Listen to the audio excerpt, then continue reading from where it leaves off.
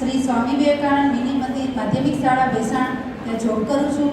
મારી સાફલ્ય ગાથા કહું તો અત્યારે હું માધ્યમિક શાળામાં ટીચર છું, પણ અનુભવમાં જોઈએ તો મને આરોગ્ય ક્ષેત્રે, સામાજિક ક્ષેત્રે, વિજ્ઞાન ક્ષેત્રે અને અનેક પ્રવૃત્તિઓ બધાનો અનુભવ છે. સૌપ્રથમ તો હું મારી પોસ્ટિંગ થઈ હતી 108માં પહેલી બેચ હતી. ત્યારે એક સ્ત્રી તરીકે સાહસ અને નિડરતાનું લક્ષણ છે. મારી વાતને હું થોડી રીતે તમને રજૂ કરીશ, કારણ કે બહુ લાંબી છે. પણ હાલમાં હું ટીચર તરીકે છું. ત્યારે હું 108માં મારું પોસ્ટિંગ થયેલું.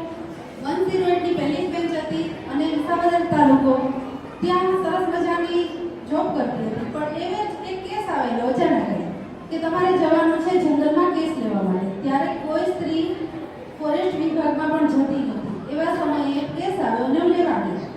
તો સાહસ નિડરતાનું એક લક્ષણ કહી શકાય. કાંઈ પણ વિચાર્યા વગર એ જે દર્દી હતો એને બચાવવા જતી હતી. આવા સમયે ગઈ, લઈને પાછી આવી અને 4 થી 6 કલાકનો સમય જતો રહ્યો. ઉપર કોલ સેન્ટરમાં ખબર પડી કે ગાડી ક્યાં ગઈ, કવરેજ બહાર ગઈ, શું છે. કારણ કે નાનપણથી જ પપ્પા દાદા બધા ફોરેસ્ટમાં હતા એટલે કોઈ ડર નિડર કંઈ બીક જ નહીં, કંઈ વિચાર્યા વગર જતી રહી. પણ ક્યારેક સાહસ અને નિડરતાનું લક્ષણ એવું પણ હોય કે સારું કામ કરવા માટે આપણને પ્રેરણા આપતું હોય. એવું સરસ કેસ મેં હેન્ડલ કર્યો અને ઉપર ખબર પડી ને ત્યારબાદ એની જાણ ઉપર કોલ સેન્ટરમાં થઈ અને મને અબ્દુલ કલામ સર પાસે હૈદરાબાદ જવાનો મોકો મળ્યો કે એક નાની છોકરી આટલી સરસ જોબ, હું તો ટીચર જ હતી, સોરી ટીચર પણ નહોતી, બીએડ કરેલું નહોતું, પણ ક્યારેક મને ડૉક્ટર બનવું તો ના બનાવ એટલે 108માં કામ કરતી હતી. પણ ક્યારેક આવું સરસ કામ કરેલું હોય તો એની નોંધ પણ લેવાતી હોય અને મને અબ્દુલ કલામ સર સાથે 4 કલાક રહેવાનો મોકો મળ્યો. કારણ કે આપણે સ્ટુડન્ટ લાઈફમાં વૈજ્ઞાનિકોને નથી મળ્યા, એક મને સપનું હતું. પણ આજે હું ટીચર તરીકે જોબ કરું છું ભેસાણ તાલુકામાં અને મને ઈસરોમાં વૈજ્ઞાનિક સુધી પહોંચવાનો ખૂબ શોખ હતો. પણ મારા બાળકોને આજે 3 વિદ્યાર્થીનીઓ અને હું ઈસરો સુધી પહોંચ્યા અને 8 દિવસ અમને ત્યાં રહેવાનો મોકો મળ્યો, વૈજ્ઞાનિકો સાથે રહેવાનો મોકો મળ્યો. અને નાનું ગામ ચણાકા ઉમરાળી જે ભેસાણ તાલુકાનું નાનું ગામ છે, અચાનક જ વેકેશનનો સમય હતો, એના પેરેન્ટ્સ પણ આવેલા છે. આજે દીકરીઓને વિજ્ઞાનનું પેપર છે, ધોરણ 10ની દીકરીઓ હતી એટલે એમના પેરેન્ટ્સ આવેલા છે. તો બીએડ કર્યા બાદ 10 થી 11 જોબ તો મેં પ્રાઇમરી શિક્ષકની મૂકી દીધી છે. કારણ કે મારે જવું હતું ફોરેસ્ટ ઓફિસર બનવું હતું, કારણ કે પપ્પા દાદા બધા ફોરેસ્ટ લાઈનમાં હતા, મારે પણ એમાં જવું હતું. પણ 5 વર્ષની મહેનત જીપીએસસી વગર ટ્યુશને મેં ક્લિયર કરેલી છે. 5 વર્ષમાં ઘણા ચડાવો આવ્યા, સ્ટે લેવાના કે પરીક્ષા કેન્સલ થઈ, અમદાવાદ જવાનું થયું. પણ અત્યારના આધુનિક પ્રકાશનો અલગ જોઈને બધા આંધળાની નોટમાં આવે છે. પણ જરૂરી નથી કે તમને કોઈ પ્રકાશનની જરૂર પડે. તમે જાતે જો ધારી શકો કે મારે કરવું છે તો બધું કરી શકશો. પણ ટીચર તરીકે અમે છોકરાઓને કહેતા હોઈએ, આવું મોટિવેશન આપતા હોઈએ અને મેં એનું ખુદ મારું ઉદાહરણ આપું છું કે 5 વર્ષ સુધી એક લાઈનનું વાંચવું એટલે સહેલું નથી. અને આ સહેલું કરવા પાછળનું કારણ મારા પપ્પા છે. કારણ કે હું પણ પડી જાતી, ભાગી જાતી, વચ્ચે પડી જાતી, હવે નથી રહી. એટલે ઘણી દીકરીઓને લગ્ન થઈ ગયા હોય, આવું બધું હોય છે. તો આ બધી વસ્તુની વચ્ચે પણ હું પાર નીકળી હતી અને અત્યારે માધ્યમિક શાળામાં 3 દીકરીઓને લઈને ઈસરો સુધી પહોંચી અને મારા વિદ્યાર્થીઓને હું નાની ક્ષેત્રીય મુલાકાત દ્વારા શિક્ષણ અપાવું, નહીં કે વિદ્યાર્થીઓને ક્લાસરૂમમાં શિક્ષણ અપાવું. એટલે દરેક વાલીઓને પણ નમ્ર વિનંતી છે કે બાળકો જ્યારે કંઈ પણ શિક્ષણ લઈને આગળ જતા હોય તો તમે એને રોકશો નહીં. તેની દીકરી છે ત્યાં જાય, એકલી નહીં જવાનું, એને પ્રવાસ કરવા દો, એકલી જવા દો. હા, એની લક્ષ્મણ રેખા એટલે કહી દેવાની છે, એ નહીં ઓળખે. કારણ કે અમારી પાસે અત્યારે તરુણ અવસ્થાની દીકરીઓ આવે છે. માધ્યમિક શાળામાં 9-10માં ભણાવું છું, પણ છોકરીઓની અવસ્થા એવી બદલાઈ ગઈ છે કે યુવાની અવસ્થાની પ્રારંભ ત્યારથી થઈ ગયો છે. અમે લોકો ફેસ કરીએ છીએ. એની સાથે તમે મિત્રતાભર્યું વર્તન કરો અને આવી રીતે આગળ વધશો તો એ ક્યારેય એની ઓળખ લક્ષ્મણ રેખા નહીં ઓળખે. તો વિદ્યાર્થીને અમે ઓળખતા હોઈએ કે એને 360 ડિગ્રી મૂલ્યાંકન જોવાનું હોય છે. ત્યારે અમે વાલીને પણ નજરઅંદાજ કરીએ કે ભાઈ વાલી એની કઈ રીતે કેળવણી લે છે. તો દરેક વાલીઓને નમ્ર વિનંતી, બહેનોને નમ્ર વિનંતી કે સ્ત્રી ધારે તે કરી શકે છે, માત્ર એને થોડી છૂટ આપો જોઈએ. તો આજની નારી ક્યાંય પણ રોકાશે નહીં. કલ્પના ચાવલા, આપણે સુનિતા વિલિયમ્સ અવકાશ સુધી પહોંચેલી છે અને એ બધી વસ્તુ અમે નજરે જોઈને આવ્યા છીએ. તો મારી વાણીને હું અહીં વિરામ આપું છું.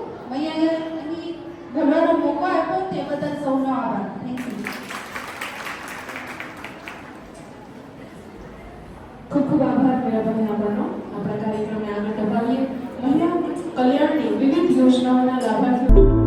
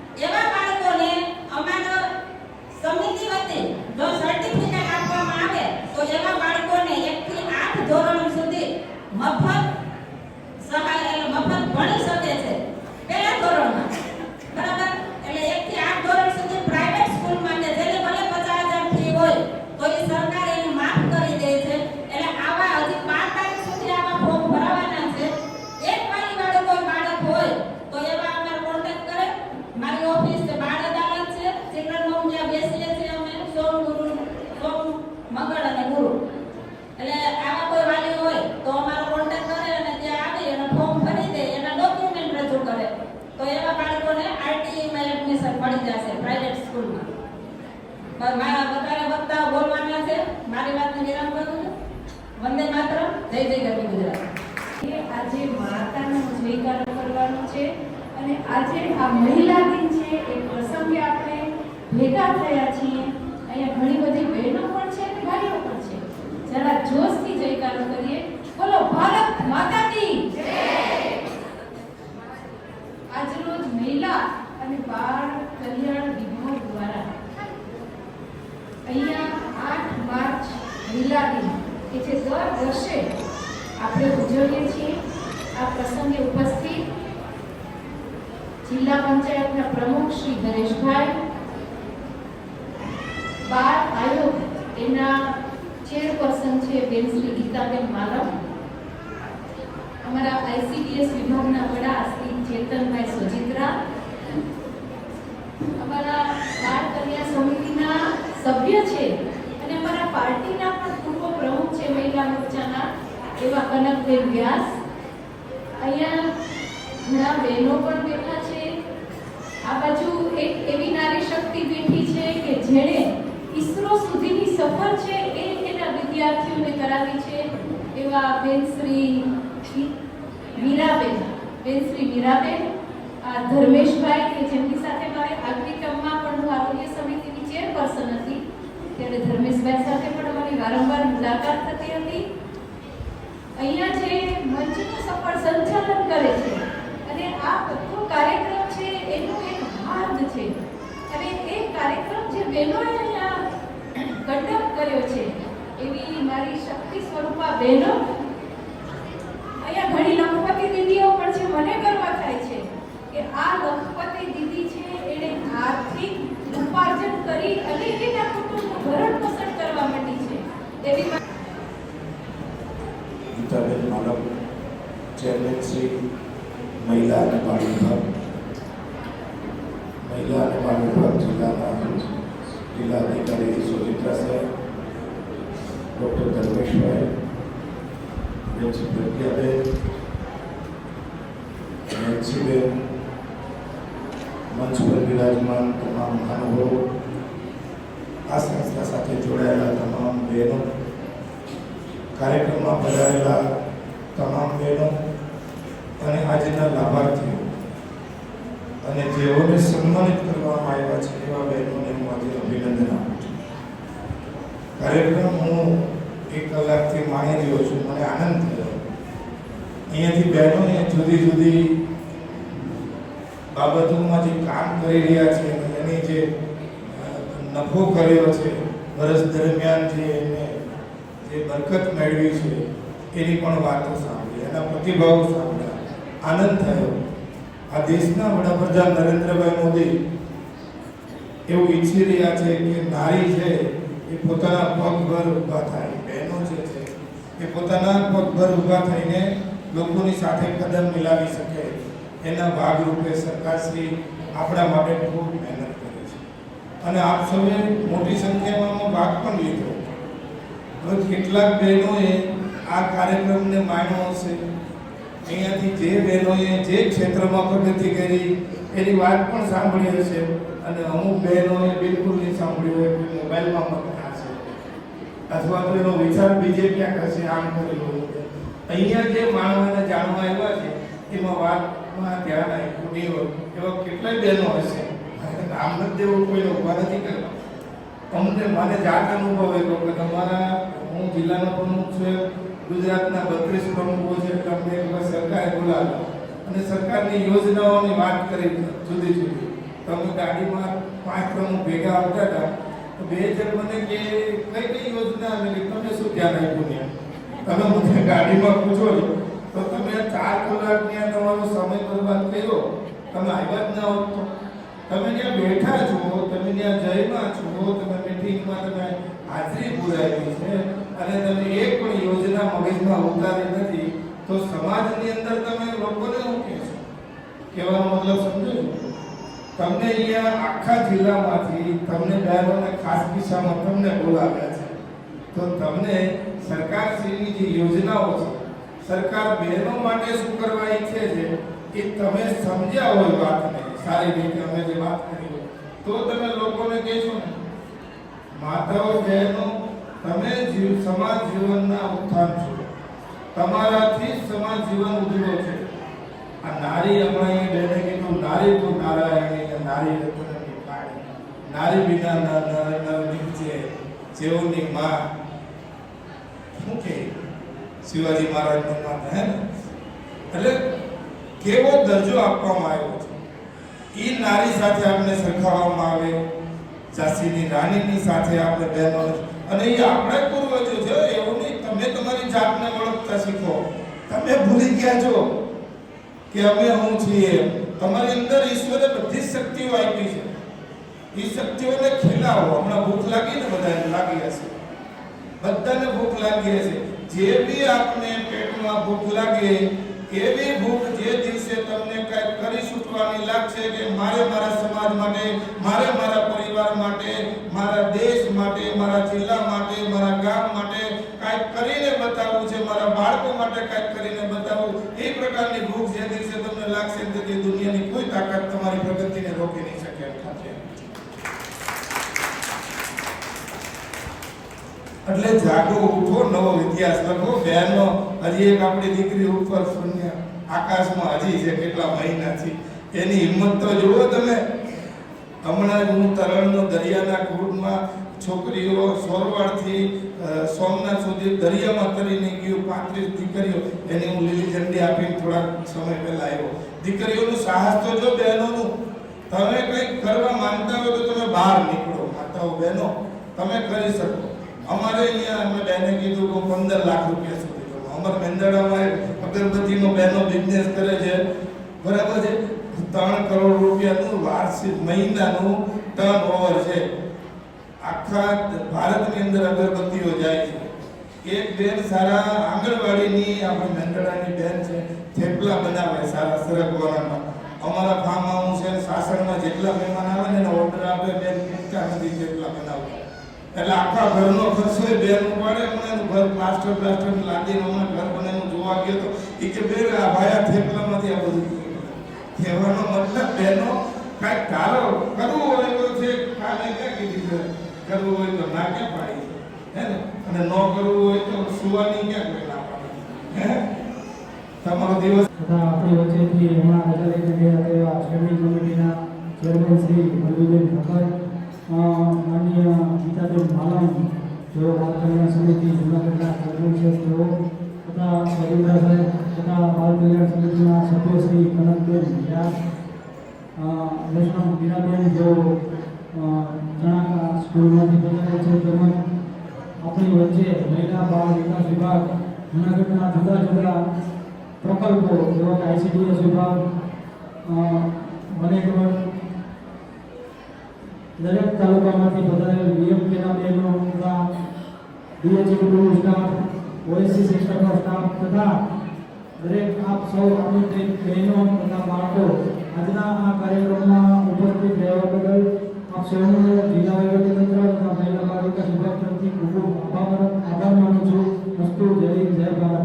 આપણે સૌ સાથે ભોજન કરી અને જવાનું છે. નીચે ભોજનની વ્યવસ્થા છે અને જે બાળકોના વાલી દીકરીના રકમ બાકી છે આપણે મુખ્ય સ્ટેજ ઉપરથી પ્રતિક રૂપે 4 થી 5 રકમ આપેલા છે.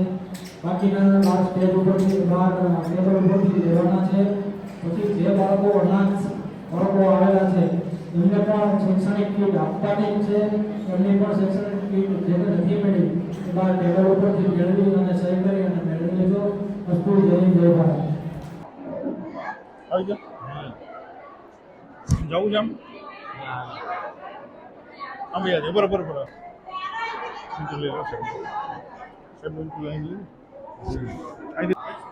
આજ રોજ મહિલા અને બાળ વિભાગ ગાંધીનગર અને જિલ્લા વહીવટી તંત્ર દ્વારા આજે આંતરરાષ્ટ્રીય મહિલા દિવસની ઉજવણી જૂનાગઢ ખાતે જિલ્લાભરમાંથી મહિલાઓ ઉપસ્થિત રહ્યા. મહિલાઓના ઉત્થાન માટે, મહિલાઓ પોતે પગભર થાય અને પોતે પોતાનો રોજગાર ઊભો કરે એના માટેની સરકારની યોજનાઓ, સરકાર જે તરફથી જે બહેનો માટે જે સહાય આપવામાં આવે છે લોનો આપવામાં આવે છે કે બહેનો પોતાના પગભર ઊભા થઈ અને પોતાનું ગુજરાન ચલાવે એના માટે સરકારની કલ્યાણકારી યોજનાઓની આજે આ કાર્યક્રમમાં વાતો થઈ. આ જોરદાર સફળતાપૂર્વક આ કાર્યક્રમમાં બધાએ ભાગ લીધો. આ કાર્યક્રમને જિલ્લા વહીવટી તંત્ર દ્વારા સફળ બનાવવા માટે ખૂબ મહેનત કરી. એ બદલ જિલ્લા વહીવટી તંત્રનો ખૂબ ખૂબ આભાર માનું છું. મીડિયાઓનો પણ આભાર માનું છું. આ મહિલા દિવસને દિવસે આજે આ કાર્યક્રમ યોજવામાં આવ્યો અને મોટી સંખ્યામાં બહેનોએ લાભ લીધો.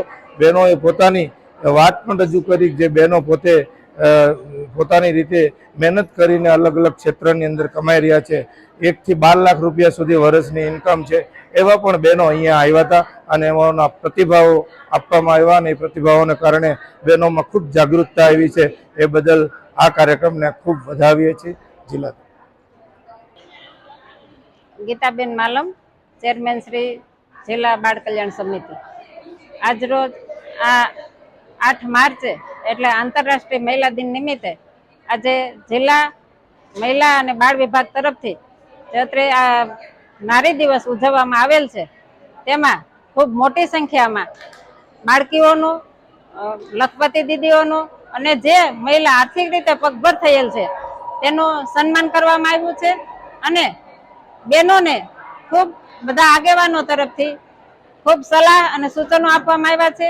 નારી દિવસ ખરેખર આપણે અહીંયા ભારતમાં તો યત્ર નાર્યસ્તુ પૂજ્યન્તે રમન્તે તત્ર દેવતા, એ આદિકાળથી નારીનું મહત્વ છે.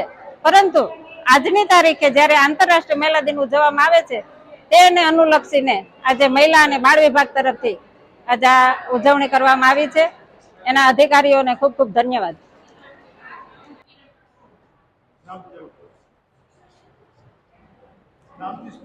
નમસ્તે, હું મીરા વૈષ્ણવ. આજ રોજ મહિલા અને બાળ વિકાસ અધિકારી કચેરી તરફથી 8મી માર્ચ એટલે કે આંતરરાષ્ટ્રીય મહિલા દિવસની ઉજવણી કરવામાં આવી રહી છે. ત્યારે વિવિધ ક્ષેત્રે મહિલાઓ કેટલી બધી આગળ વધી રહી છે. તો અહીં અમારે કે વિજ્ઞાન ક્ષેત્રે હું એક માધ્યમિક શાળામાં ટીચર છું અને મારી શાળાની 3 દીકરીઓને લઈને હું ઈસરો સુધી પહોંચેલ હતી. તો વૈજ્ઞાનિકો સાથેની મુલાકાત, આ ઉપરાંત નારી શક્તિ છે કે શું શું કરી શકે, વિદ્યાર્થીઓ ક્યાં ક્યાં જઈ શકે, એનું પણ એક ઉત્તમ દ્રષ્ટાંત પૂરું પાડ્યું અને આ કચેરી તરફથી અમને સીડ આપીને સન્માનિત કરવામાં આવ્યા. તે બદલ કચેરીનો અને બધા અધિકારીશ્રીઓનો ખૂબ ખૂબ આભાર.